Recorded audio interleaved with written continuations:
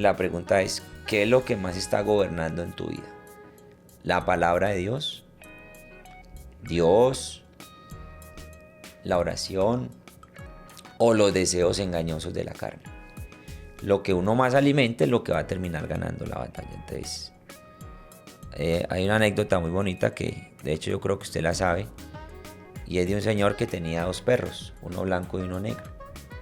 Y los ponía a pelear entre sí. Y él sabía cuál iba a ganar. Entonces él decía, hoy va a ganar el negro, y efectivamente ganaba el negro. Luego decía, hoy va a ganar el blanco, y efectivamente ganaba el blanco. Entonces un niño un día se le acerca y le dice, ¿usted cómo sabe cuál gana? Entonces él dijo, es muy fácil. Cuando yo quiero que gane el blanco, no le doy comida al negro. Y cuando quiero que gane el negro, no le doy comida al blanco. Gana lo que más alimento. ¿Sí? Entonces, que estás permitiendo entrar constantemente a tu mente, a tu corazón.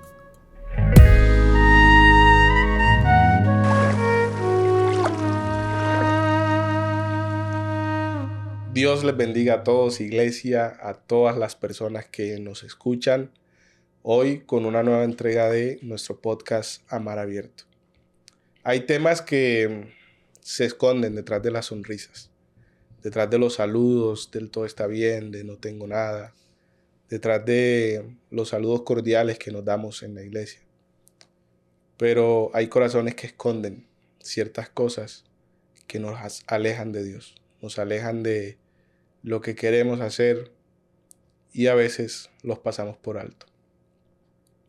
La pureza sexual es un tema anticuado que nadie trata. Cada quien dice, no, Dios y yo nos entendemos. Dios es el único que puede juzgarme y todo eso es cierto. Pero también es cierto que hay cosas que como iglesia podemos ayudar a que mejoren. Hoy queremos hablar de la pureza sexual. ¿Cómo me afecta? ¿Cómo puedo yo vivir con eso? ¿Cómo puedo yo deshacerme de eso? ¿Qué es la pureza sexual? ¿Y qué me está afectando hoy acerca de eso? Quisiéramos hablar de ese tema, pastor, y lo primero que quiero preguntarle es, ¿qué es pureza sexual? Bueno, un saludo para todos en el nombre del Señor. Qué buen tema. Me parece excelente que podamos manejar estos temas en este podcast porque en ocasiones pareciera que son temas como tabú, que muchos no quieren como dialogar y abordarlos de una manera franca, respetuosa, como también bíblica, ¿no? La pureza yo creo que encierra muchas cosas en nuestra vida. Yo un día leí algo muy interesante que decía, si a ti te pasan un vaso de agua, el 99% es agua pura, fresca. Y el 1% de todo ese vaso de agua es de agua de alcantarilla. ¿Usted la tomaría? Yo no. ¿Cierto? Porque así haya un 1% de una agua que no sabemos su procedencia, ¿sí? Inmediatamente uno piensa está contaminada. O Claro. sea, no es pura, del todo pura. Entonces mire que es un gran desafío. Entonces para mí la pureza como tal, solamente esa palabra, es un gran desafío en todo el sentido de la palabra, ser cristianos puros. Y cuando hablamos de la pureza sexual como tal, pues hay que definir muy bien la sexualidad como Dios la aborda. Yo siempre he dicho que Dios, dentro de todos los privilegios que nos ha dado a nosotros y de los regalos bonitos, uno de ellos es la sexualidad. La sexualidad fue diseñada por Dios.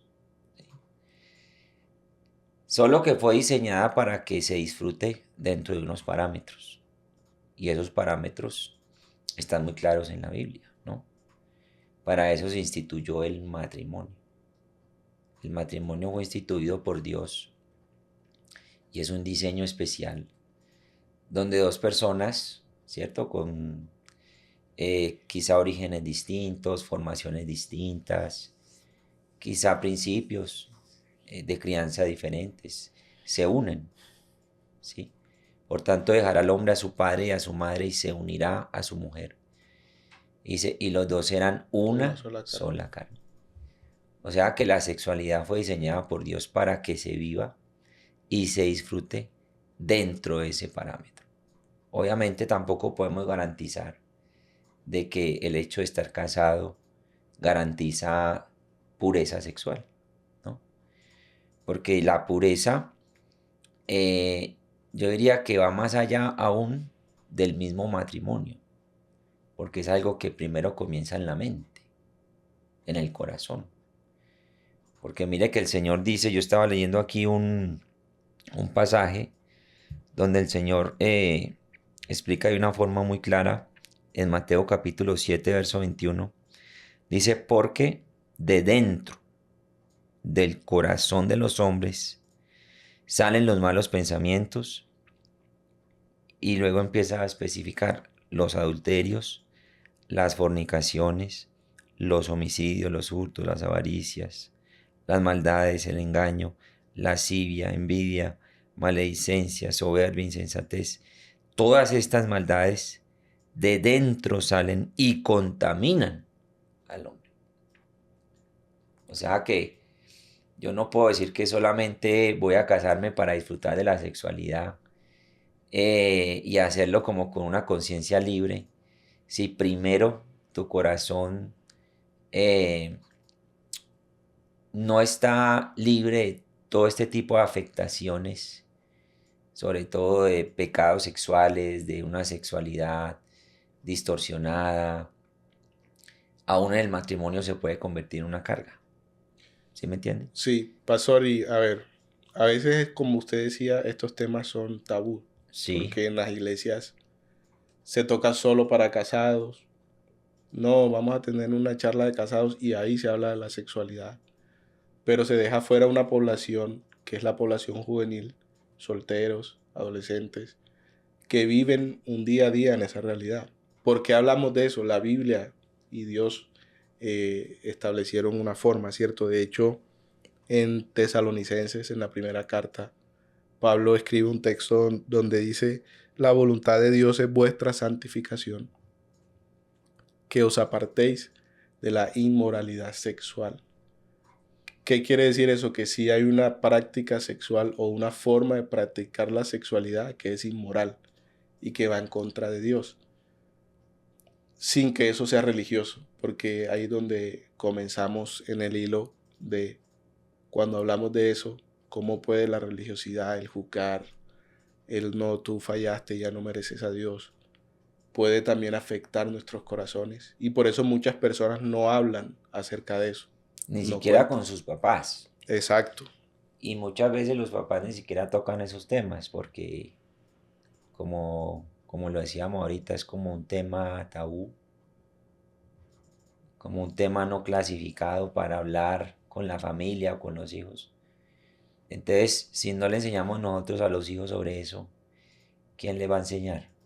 La televisión, El Hollywood, internet. el internet, aún en el colegio. Y puede que lo enseñen de una forma muy adaptada al mundo, sin decir que esté mal, pero no con principios cristianos, que es donde nosotros queremos apuntar. Ahí hay un tema y podemos comenzar a hablar de eso, y es la realidad hipersexualizada que tenemos hoy. Hoy para vendernos una serie, un producto, el sexo tiene que ver, ¿cierto? O en una serie de televisión, en una película, siempre tiene que aparecer de alguna manera el sexo. Y eso que estamos dejando que enseñe a nuestros adolescentes, a nuestros niños o incluso adultos que miramos y tenemos una realidad distorsionada de lo que es la sexualidad. Sobre todo sobre cómo nosotros creemos en la sexualidad. ¿Cómo puede una persona que hoy vive en este mundo tan hipersexualizado comenzar a conocer la sexualidad según lo que Dios nos las da y aplicarla en su vida? Pues yo creo que hay que ir directamente a la raíz del problema. Yo creo que eh, la sexualidad desfigurada o el mal manejo de la sexualidad, aún desde temprana edad, viene a ser simplemente una consecuencia de, ¿no? De la propia naturaleza pecaminosa que el hombre posee. Entonces hay que llegar es al corazón, a la raíz del problema. Porque mire que el Señor mismo lo está diciendo, porque dentro del corazón del hombre. ¿Sí? O sea que el desafío siempre será permitirle al Señor, a través de su palabra, sanar, curar y moldear nuestro corazón de tal manera que yo pueda vivir de una forma bíblica. Con ejemplos prácticos, ¿no? Por ejemplo, Romanos 13:13 dice, andemos como de día, honestamente, no en glotonerías y borracheras, no en lujurias y lascivias, no en contiendas y envidia, sino vestidos del Señor Jesucristo. Y me gusta esta frase con la que Pablo termina aquí, dice, y no proveáis para los deseos de la carne. Los deseos de la carne son muchos, uno de ellos la sexualidad, ¿no?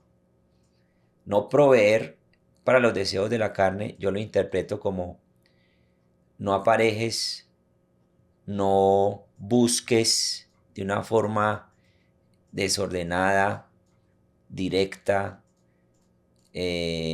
inmoral, esos deseos sexuales cuando no es el tiempo, cuando no es el contexto, cuando no es el momento, ¿sí? Porque proveer para los deseos de la carne es como aparejar las cosas. Un ejemplo práctico. Está bien uno tener amigos, socializar, vivir en comunidad es muy bonito. Pero cuando se entran en confianzas excesivas, en unas conversaciones que provocan eso, ¿no? Eso es proveer, ¿sí? Entonces, de esa manera, el corazón poco a poco se va llenando de como esa lujuria, ¿no? Sí, Ese deseo insaciable muchas veces por ese tipo de conductas. El ejemplo que uno ve en la Biblia, más clásico, ¿no? El más clásico. El contraste que hay entre Sansón y José.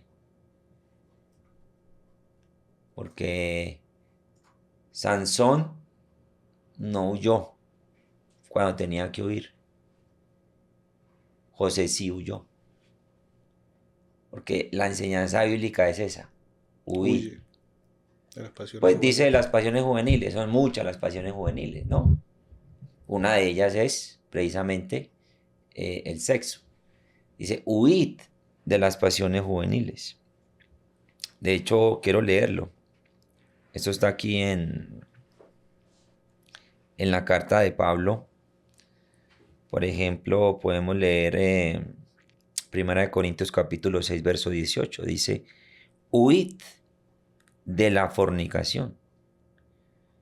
Dice, cualquier otro pecado que el hombre cometa está fuera del cuerpo, mas el que fornica contra su propio cuerpo peca. ¿O ignoráis que vuestro cuerpo es templo del Espíritu Santo, el cual está en vosotros, el cual tenéis de Dios, y que no sois vuestros? Entonces mire que la Biblia no nos aconseja pelear ni luchar contra este tipo de pecado, Sí, no, sino más huir. bien. ¿Sí? El consejo es huya, no apareje ese momento, no no lo amase, no lo piense tanto, huya. Y si el Señor dice huye, es porque hay un gran peligro. Sí, de hecho, algo que usted decía ahorita me pareció muy interesante y es el hecho de dejar que la sociedad, no que nosotros creamos que tengamos un estándar moral más alto o lo que sea, nosotros creemos en Dios y en la forma en que Él nos enseña a vivir, pero la sociedad enseña de una forma que no es la bíblica. Y cuando damos ese lugar a la sociedad que sea el que enseñe, ahí es donde está el error. De hecho, Pablo en la carta a los romanos, en el capítulo 2, el verso 2, precisamente habla algo acerca de no vivan conforme al tiempo actual, sino cambien su manera de pensar diciendo precisamente los principios del tiempo actual no son nuestros principios y hay que cambiar la manera de pensar. Cuando nosotros dejamos que la sociedad, que sus estándares morales, que la forma en que la sociedad ve la vida, sea la que nos dirija, es donde le damos lugar a cosas que no son. Por ejemplo, usted decía algo ahorita que es muy cierto. Mi papá pues siempre ha sido un hombre muy de conversar, de hablarnos, de ser sinceros.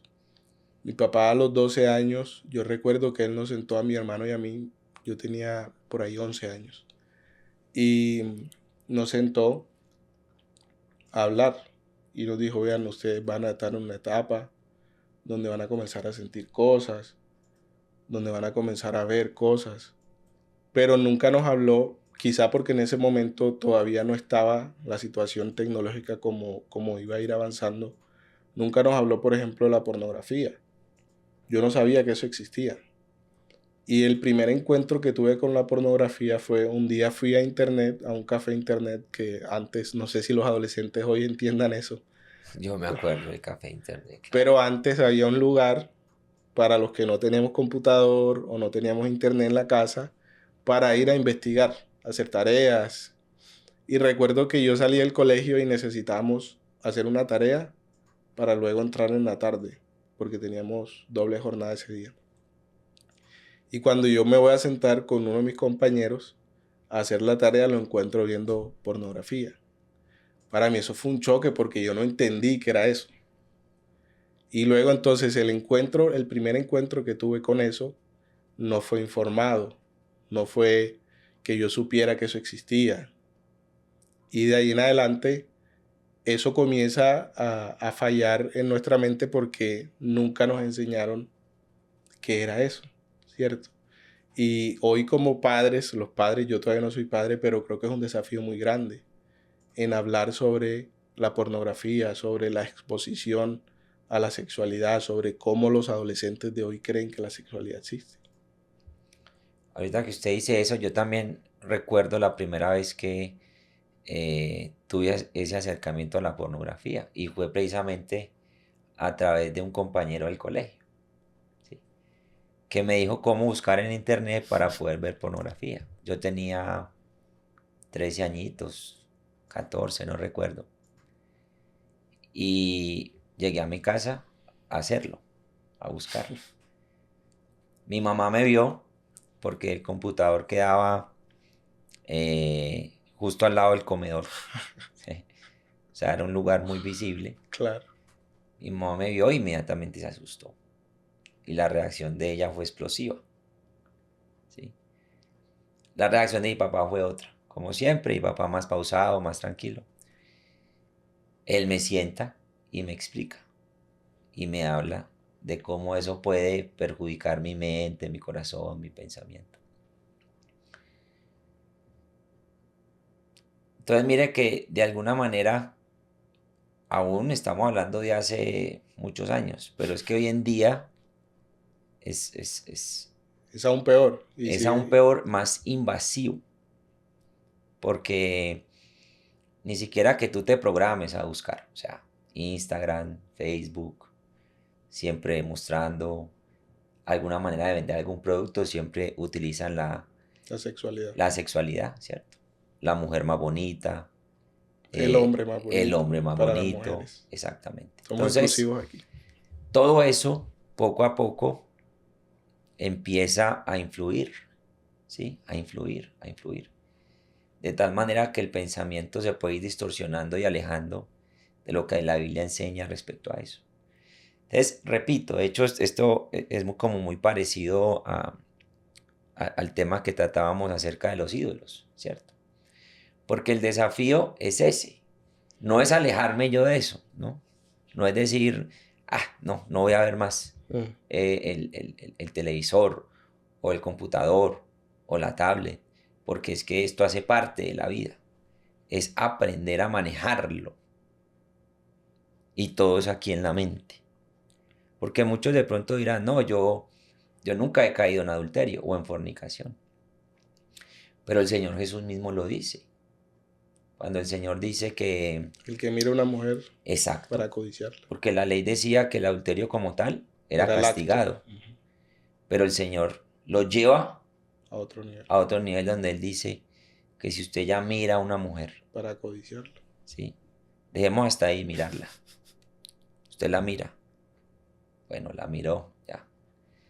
Pero se quedó mirándola. Y otra vez. Y otra vez. Pero reparemos a ver qué... Y repara. Y mira de arriba abajo. Ya empieza ¿a qué? A codiciarla. A codiciarla. Entonces, ahí es donde está el pecado, ¿no? Ya pecó con... En su corazón. Exacto, en su corazón. Entonces, el pecado comienza aquí. En ese sentido, tendríamos que admitir que hemos pecado. Porque hay mujeres que uno ve y uno dice, muy bonita, ¿cierto? Y no solo eso, sino que se queda mirándola. Entonces, el desafío es a que nosotros pensemos bíblicamente para poder contrarrestar esos pensamientos y llevarlos cautivos a la obediencia de Cristo. Amén. ¿Sí? Porque es que, como dice Proverbios, tal es el pensamiento del hombre en su corazón, tal es él. Pensar bíblicamente. O sea, defendernos de una manera bíblica frente a eso. El salmista decía, en mi corazón he guardado tus dichos para yo no pecar contra ti. ¿Ya? Entonces todos los pecados, todos, incluyendo la inmoralidad sexual, la impureza sexual, se gestan es de un descontrol, de un desbalance, de una distorsión que hay en mi corazón a raíz del pecado. Y por eso la oración es, Señor, cámbiame, transfórmame, rendirme, consagrarme, postrarme, humillarme ante el Señor y decirle, ayúdame a controlar estos deseos de la carne. Cuando Pablo habla en el capítulo 7 de Romanos, que es un ejemplo clásico también, porque el mismo Pablo admite que él tenía una lucha con el pecado. Mire que Pablo ahí no habla en pasado, él habla en presente. ¿Sí? Lo que no quiero hacer, eso hago. Eso hago, ¿sí? Pablo no está diciendo que antes era así, no, él dice, o sea, el gran apóstol Pablo, cuando escribe el capítulo 7 ahí en Romanos, está admitiendo que hay una lucha que él tiene. Miserable de mí, ¿quién me podrá librar de este cuerpo, de esa humillación? Y luego en el capítulo 8, él empieza a hacer un desenlace bonito de la obra de Cristo, ¿no? Todo se resume a la gracia del Señor, porque si no fuera por la gracia del Señor, definitivamente ¿dónde estaríamos? Pero luego va un poquito más allá cuando él invita a que no pensemos en las cosas de la carne. Porque el pensar en las cosas de la carne trae muerte. Pero el pensar en las cosas del Espíritu trae vida y trae paz. No, y de hecho el mismo Pablo dice, en todo lo de buen nombre, todo lo de honra, todo lo que merece alabanza. Ese es un filtro que está ahí en Filipenses, en lo que hay que pensar. Pero al mismo tiempo se convierte en esa lucha. Es que yo diría que esa es la lucha más grande de todo creyente, entre las obras propias de la carne, de mi naturaleza pecaminosa, y el fruto del Espíritu. Porque dentro de las obras de la carne está eso, ¿no? La inmoralidad sexual. Pero parte del fruto también está la templanza, el dominio propio. Entonces, estas dos cosas se oponen entre sí, dice el apóstol Pablo, para que uno termine haciendo lo que más gobierne. Entonces, la pregunta es, ¿qué es lo que más está gobernando en tu vida? ¿La palabra de Dios? ¿Dios? ¿La oración? ¿O los deseos engañosos de la carne? Lo que uno más alimente es lo que va a terminar ganando la batalla. Entonces, hay una anécdota muy bonita que, de hecho, yo creo que usted la sabe, y es de un señor que tenía dos perros, uno blanco y uno negro, y los ponía a pelear entre sí, y él sabía cuál iba a ganar. Entonces él decía, hoy va a ganar el negro, y efectivamente ganaba el negro. Luego decía, hoy va a ganar el blanco, y efectivamente ganaba el blanco. Entonces un niño un día se le acerca y le dice, ¿usted cómo sabe cuál gana? Entonces él dijo, es muy fácil. Cuando yo quiero que gane el blanco, no le doy comida al negro. Y cuando quiero que gane el negro, no le doy comida al blanco. Gana lo que más, Alimento. alimento. ¿Sí? Entonces, que estás permitiendo entrar constantemente a tu mente, a tu corazón. ¿Sí? Entonces, la idea no es huir, porque muchos dicen, no, entonces, no, pues vámonos a ir a un monasterio o por allá a un lugar remoto donde no haya televisión, donde no haya internet, donde no hayan mujeres, donde no hayan hombres, donde... No, estamos en el mundo, pero no somos de él. Estamos en el mundo, pero el desafío es vivir no conforme a los estándares del mundo, sino conforme a los principios de la palabra del Señor. Y yo creo que eso es un punto que usted hace ahí que es muy importante. No vivir bajo los estándares del mundo. Porque precisamente cuando Pablo dice no se conformen con la sociedad actual, sino cambien su manera de pensar, está proveyendo eso que la gente cree que está bien, pero no está bien. De hecho, Isaías dice, hay de los que a lo malo le llaman bueno y a lo bueno le llaman malo. Y es en una sociedad en la que se predica por alguna manera que tenemos libertad. Entonces la libertad se ha disfrazado de haz lo que quieras. Entonces, hablando específicamente de la pornografía, creen que la libertad es verlo cuando yo quiera, pero la realidad es que se está haciendo un esclavo, porque se vuelve un vicio. Y a ver, en esto hay que ser muy realista. La libertad es el poder escoger. Cuando yo no puedo escoger no ver eso, ya soy esclavo de eso. Cuando yo lucho con eso, pero no puedo decir no lo voy a ver, o no solamente la pornografía, ¿no? Cualquier otro tipo de cosas que me lleven a alejarme de la moralidad o de la pureza sexual, yo me vuelvo esclavo de eso. Y Cristo ya nos hizo libres. Entonces el problema está en cuando creemos que la libertad es todo el tiempo pecar. Y la realidad es que la libertad es precisamente la que nos da Cristo, en escoger de vivir de buena manera. Y eso tiene que ver con los estándares de este mundo. Porque los estándares de este mundo nos han enseñado que eso está bien, que la fornicación está bien, que el adulterio es normal y que todos los matrimonios pasan por eso. Que sí, y de hecho, con todo el respeto, hay iglesias que ignoran el hecho de que haya novios que no se han casado teniendo relaciones en fornicación. No estoy diciendo que ahora estamos condenando eso, ¿no? Porque cada quien cuando llega a Cristo merece la misericordia, el perdón Claro, y Dios lo restaura. porque viene en ignorancia. Exacto, pero que eso no se vuelva una práctica dentro de las iglesias, que también es muy grave.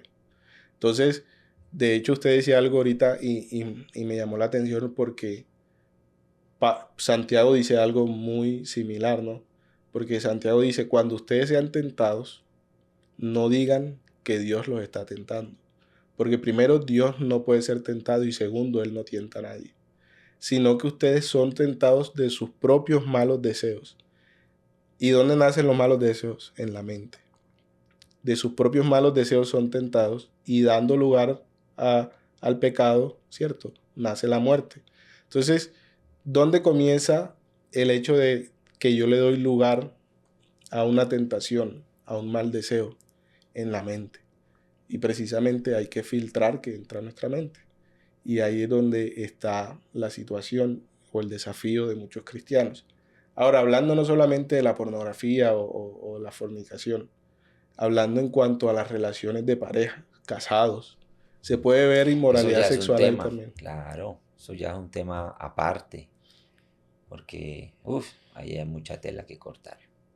Como yo decía, yo no puedo casarme solamente por querer tener sexo, Mm, porque si el sexo ya es un problema en usted que no ha podido controlar o manejar, la solución no va a ser casarse. ¿Sí me entiende? claro. Entonces, eso es una cosa. Y la otra es que en las relaciones de pareja también pueden haber descuidos, que eso es otro tema, ¿sí? De parte de él o de parte de ella. Ah, no, ya estoy casado, yo no se cuida, ¿sí? Y cómo queremos ver los esposos a las esposas. bonitas. Y cómo quieren ver las esposas a los esposos, bonitos. Entonces, puede entrar en un descuido, en un deterioro de la intimidad en la pareja. Y ahí es que nacen los adulterios. Porque ya entonces él empieza a poner la mirada en otro, en otra, o viceversa, ella en otro. Entonces, Claro. eso es otro tema, ¿sí? Sí. Pero qué bueno que, por ejemplo, terminemos leyendo lo que está aquí. Y me gustaría, no sé si lo buscas ahí, Orlando, en Colosenses capítulo 3 verso 5, leerlo en otra traducción. Yo lo voy a leer en la traducción Reina Valera del 60, Colosenses 3 5 y 6. Porque aquí el apóstol Pablo dice, haced morir, o sea, es un imperativo, ¿no? Hagan morir. Nace el deseo, llega el pensamiento, hágalo morir, bloquéelo, no lo alimente. Haced morir pues lo terrenal en vosotros, fornicación, impureza, pasiones desordenadas, malos deseos, avaricia, que es idolatría, cosas por las cuales viene la ira de Dios sobre los hijos de desobediencia. ¿Cómo dice otra versión? Igual. Igual. Hagan morir. He leído 4 diferentes y Y todo dice hagan morir. hagan morir. O sea, eso es muy intencional. ¿Cómo lo interpreta usted? Como Sí, es bloquee ese pensamiento, no lo alimente, precisamente hablamos no de eso, vaya ¿no? más allá, no apareje, no, hágalo morir. El ejemplo que yo le doy siempre a los jóvenes es el sexo es una bendición, es un regalo de Dios, es maravilloso, pero es como una fogata en la casa o la chimenea. Mientras que esté ahí, es acogedor, es bueno, acalora toda la casa, da una buena temperatura, ¿sí? Pero sáquelo de la chimenea, se descontrola, todo se prende y termina arruinando. Entonces, a lo que hoy es, la sexualidad es una bendición de Dios, no es algo malo, no es algo como muchos lo quieren hay veces ver, ¿no? No, como Sí, que algo, no solo para la procreación, no, al bueno, no disfrute sé, también. como quiera las personas hacerlo ver, pero para mí es una bendición, ¿sí? Es diseñado por Dios, dentro de los parámetros en que fueron establecidos, ¿sí? Pero si no se controla, puede terminar causando una ruina muy grande en la vida de una persona, ¿sí? Entonces, la invitación es cuidemos nuestros pensamientos, porque muchos quizá aparentan llevar una vida muy piadosa, muy buena, de buen ejemplo, pero su mente es un caos. Y Entonces, ahí es donde uno tiene que evaluarse personalmente y pedirle al Señor que si su mente constantemente está maquinando este tipo de cosas, le diga al Señor que le ayude a controlar todo eso y poder evacuar esos pensamientos con la palabra de Dios, con la consagración, con la búsqueda sincera de Dios, porque o si no, eso crece. no, y la realidad es que muchos hogares, parejas jóvenes casados, se casaron precisamente por eso, porque ya decían, no, que Pablo dice que el que se está quemando mejor que se case, pero se casaron con una motivación errada.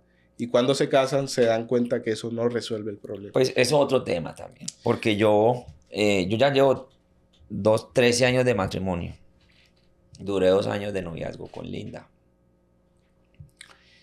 Me casé muy joven. Sí, si a mí me piden un consejo, yo le diría, por ejemplo, a los jóvenes hoy, no se casen tan jóvenes. Estudien, prepárense, ahorren, sirvan al Señor, o sea, procuren, Disfrutar la vida de soltero. sí, toda etapa es bonita, sí. Porque muchos se casan muy jóvenes, porque hemos visto casos, o sea, casi que en la adolescencia, Sí, 19, 18. que por la misma presión de la comunidad cristiana. No, que es mejor casarse que estarse quemando. Un error. La motivación no debe ser esa. Sí hay una motivación ahí porque yo tengo que ser sincero. Yo cuando me casé, uy, qué bendición. No, y Yo veía a Linda y yo decía, uy, Señor, gracias. Pero si es algo que solamente eh, fue motivado por eso, con el tiempo, eso va a ser un problema. Va a ser un problema. así es. Porque el matrimonio es un mundo, son muchas cosas, Sí, eso es otro ¿cierto? tema, como se dice. Sí, Ahí eso es nos otro podemos tema. ir largos. Entonces, sí, la invitación es a pedirle al Señor que nos ayude a controlar lo que pensamos, porque es que todo está aquí. No, a ver, yo leía en estos días una frase que me llamó mucho la atención y decía, el cristianismo no es un transformador de conductas o un corrector de conductas. El cristianismo es una transformación del corazón. Yendo a que el cristianismo no es exclusivamente que usted cambie su conducta, sino que cuando su corazón es transformado, entonces su conducta cambia. Entonces ahí cambia la manera de pensar. No es que usted deje de hacer, sino que usted es transformado y la consecuencia es que ahora su forma de comportarse cambia. ¿Por qué digo esto? Porque a veces, es muy fácil nosotros decir no haga, no haga, no haga, no haga, pero eso no es lo que la Biblia dice. La Biblia dice es que nosotros debemos ser transformados por Dios. Su gracia, su amor, su perdón, su misericordia. Todo eso va a influir en que nuestro amor por Él nos ayude a dejar las cosas. Entonces, esto no puede ser una excusa de la religión en decir, es que usted falla, o que usted peca, es que usted no. Si usted hoy falló, si usted está luchando con una tentación, si está luchando con un problema, quiero decirle que todavía hay mucho tiempo y Claro, mucha gracia de Dios. no, y es que es que no le estamos hablando a personas perfectas, ni moralmente puras, es que el pecado es algo que nos toca a todos, A todos. ¿sí? Empezando por eso, es que es un error cuando nos ponemos en una posición en De la que, juzgar. como decimos, como no, yo no hago parte de eso. No, el que piense estar firme, mire que no caiga, ¿sí? Aquí hay que hablar desde la misma posición. Todos somos pecadores, solo que unos somos pecadores ya redimidos, ¿cierto? Pero Pablo mismo lo dice, miserable de mí, ya habiendo conocido al Señor. Entonces uno tiene que cuidarse siempre, constantemente. Los jóvenes, los viejos, todos tenemos que cuidarnos. Si alguien cayó en un pecado de estos, ese no es el fin, ni mucho menos. No, acuda a la gracia del Señor. Y les quiero recordar un versículo que yo lo digo. Ese es creo que mi versículo favorito. Primera de Juan, capítulo 2, versículo 1. Hijitos, estas cosas os escribo para que no pequéis. Y si alguno de vosotros pecare, abogado tenemos para con el Padre, a Jesucristo el justo. El caer en una tentación no es el fin. El caer en un pecado no es el fin.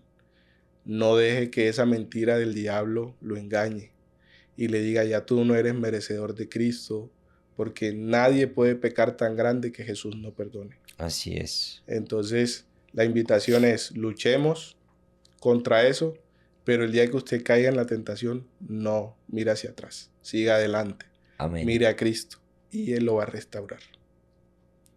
Gracias a todos. Dios los bendiga. Dios les bendiga.